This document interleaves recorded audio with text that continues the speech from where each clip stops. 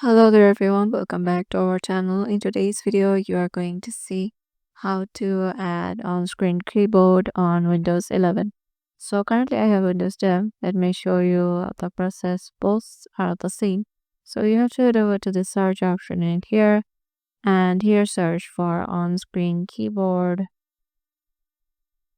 Here, after writing on, I've already got on-screen keyboard. Head over there.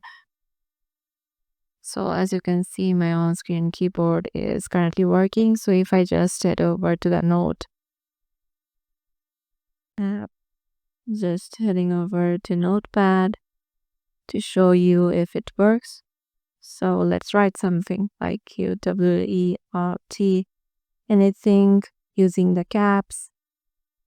It's working.